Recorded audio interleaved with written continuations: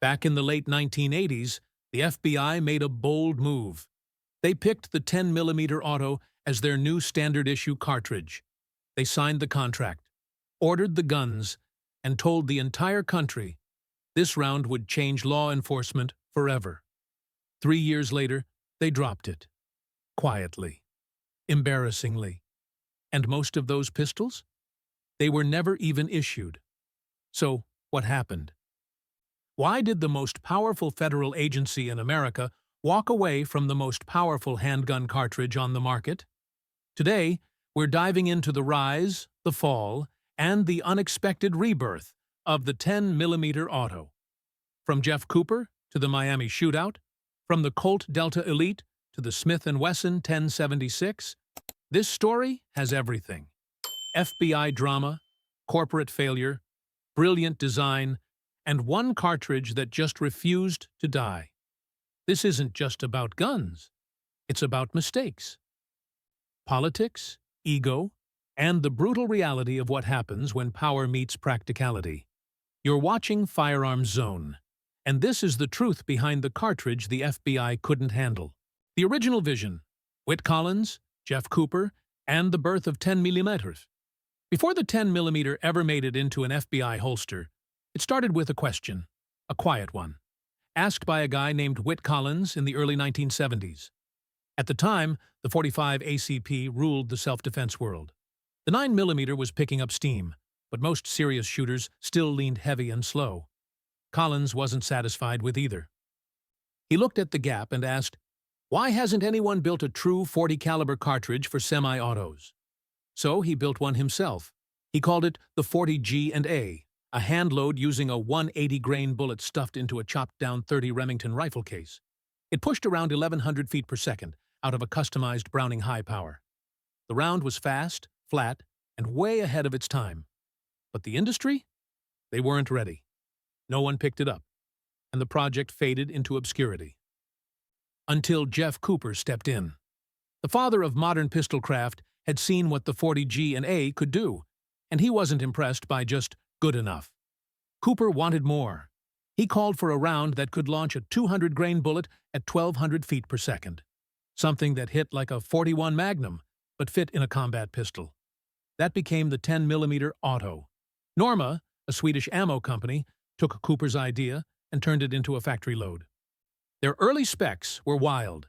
200-grain full-metal jacket at 1,200 feet per second, and a 170-grain jacketed hollow point screaming at 1,400. It was everything Cooper asked for, and a nightmare for slide durability. Within a few years, they had to back it down.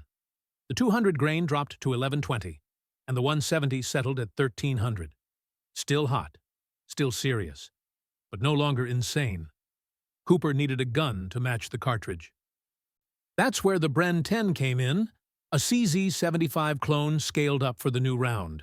But Dornaus and Dixon, the small company behind the project, ran into financial hell. Fewer than 2,000 units made it out before they went bankrupt. For most cartridges, that would have been the end. But in 1987, Colt dropped the Delta Elite, a 10mm 1911 that kept the round alive through sheer enthusiasm. It wasn't perfect, but it made sure the 10mm auto didn't vanish before the world realized what it could actually do. The Miami shootout. Why the FBI reached for more power. April 11, 1986. Miami, Florida. What started as a surveillance operation turned into one of the deadliest gunfights in federal law enforcement history. 2 suspects, 8 agents, over 150 rounds fired in less than 5 minutes. When the dust settled, 2 FBI agents were dead. 5 more were wounded. The public was stunned, and the Bureau was forced to ask the question, how did 2 guys with rifles outgun the most powerful federal agency in the country? The suspects were armed with a Ruger Mini 14 and a shotgun. The agents were carrying 6-shot revolvers, 9mm pistols, and pump-action shotguns. And while tactics and training played a role, one brutal truth stood out. They were outgunned badly. Michael Platt, the lead suspect, did most of the killing. He was hit multiple times early in the fight, including a 9mm round from Agent Jerry Dove that entered his arm, pierced his chest, and stopped just 1 inch from his heart. That shot should have ended it. But it didn't. Platt kept fighting, kept shooting, kept killing. That one detail, 1 inch short of fatal, became the turning point for FBI ballistics research. The Bureau realized they'd been focusing too much on bullet expansion and not enough on penetration. Accuracy rates in the shootout were around 15%. That meant the few rounds that did hit needed to count, no matter the angle, barrier, or shot placement. And so, the FBI started digging deep into terminal performance. They wanted a cartridge that could punch deep through bone, flesh, and obstacles, and stop the threat with fewer hits. That's when they looked back at the 10mm. It wasn't new, it wasn't trendy, but it had power. Serious power. Enough to penetrate. Enough to do the job when adrenaline, stress, and imperfect hits are part of the fight. The Miami shootout didn't just change the way agents trained, it changed the way they thought about handguns entirely. And it opened the door for one of the most controversial cartridges ever to wear a badge, the 10mm auto. The Smith & Wesson 1076, Engineering versus Reality. By 1989, the FBI had made their choice. After years of testing, internal debate, and pressure from the Miami shootout fallout, they committed to the 10mm auto as their new official cartridge. And the gun they picked to fire it? The Smith & Wesson model 1076. On paper, it looked like a perfect match.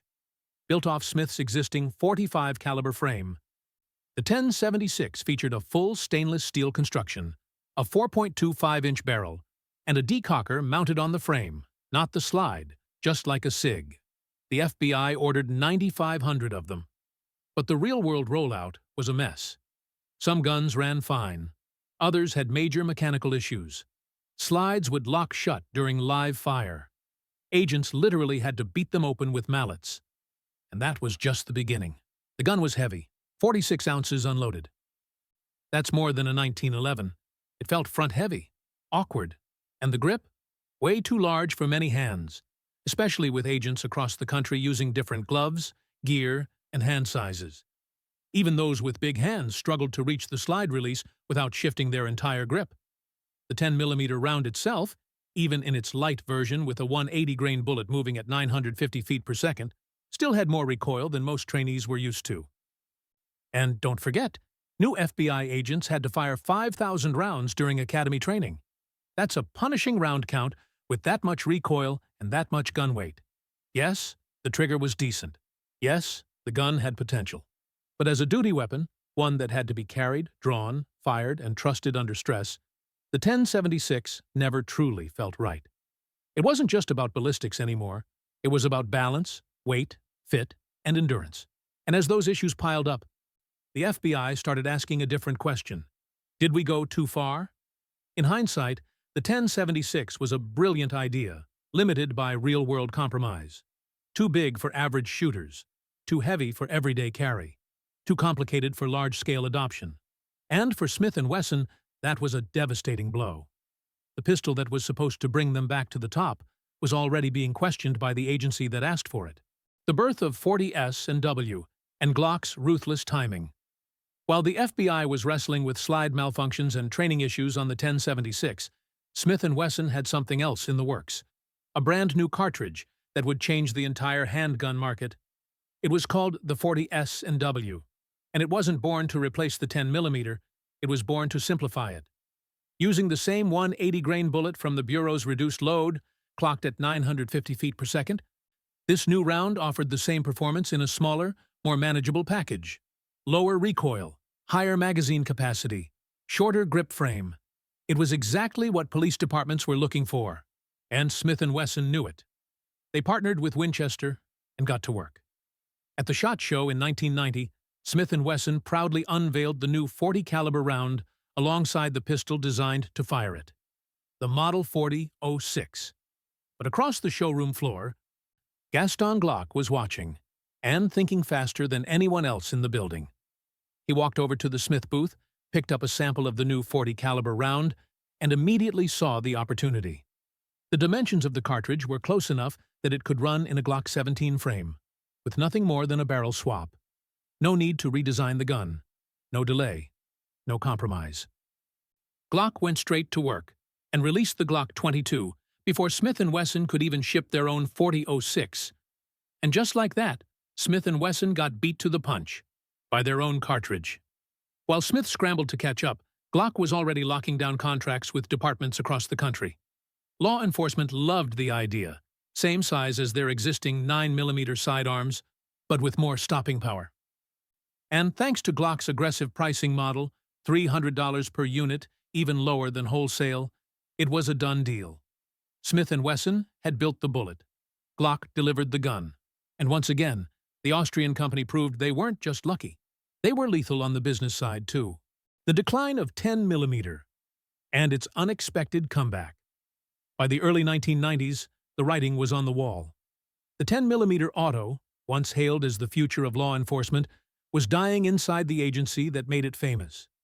Out of the 9,500 pistols the FBI ordered, only 2,400 were ever delivered. The rest sat in storage or got quietly canceled. Mechanical issues, weight complaints, grip size problems, it all stacked up. But behind the scenes, many believed the Bureau had already made up its mind. The rise of the 40S and W made the 10mm feel obsolete. Why issue a massive steel pistol with limited mag capacity, heavy recoil, and high cost when you could get nearly identical performance in a 9mm-sized platform? By 1997, the FBI dropped the 10mm for good and adopted the Glock 22 and Glock 23 in 40S and W. Glock's dominance became official, and for most shooters, it seemed like the 10mm was just a historical footnote. But it didn't die. Outside the agency world, civilian shooters and tactical professionals started to take another look. Ballistically, the 10mm still had a lot to offer. It hit harder than the 40. It penetrated deeper than the 45. It flew flatter than the 9. And it had enough velocity to push 200-grain bullets with energy on par with a .357 Magnum or more. Hog hunters, outdoorsmen, and bear country backpackers started carrying 10mm sidearms as backup guns, where over-penetration was no longer a liability, but a requirement. Glock, once again reading the market, dropped the Glock 20, a high-capacity, polymer-framed 10mm that could actually manage the recoil. Then came the Glock 29. Then the Gen 4s. Then the optics-ready MOS series. By the mid-2000s, the 10mm was back, not in police holsters, but in overlanding rigs, EDC rotations, and survival kits. And by 2020, companies like SIG, Springfield Armory, Smith & Wesson, and Ruger were all releasing modern 10mm pistols for a market that now understood what the cartridge was really built for. It wasn't a compromise round, it was a mission-specific tool. And once you put it in the right hands, and the right gun, the 10mm auto became exactly what Jeff Cooper had always envisioned. A hard-hitting, flat-shooting, full-power handgun cartridge for people who knew how to handle it. Not for everyone, not for the average recruit, but for those who train hard and carry with purpose. It's back where it belongs. The wound ballistics revolution and the birth of the centimeter. After the Miami shootout, the FBI knew they needed more than just a new gun. They needed new thinking. The Bureau organized the Wound Ballistics Workshop of 1987, a national meeting of firearms experts, trauma surgeons, ammo engineers, and law enforcement veterans. Their mission was clear.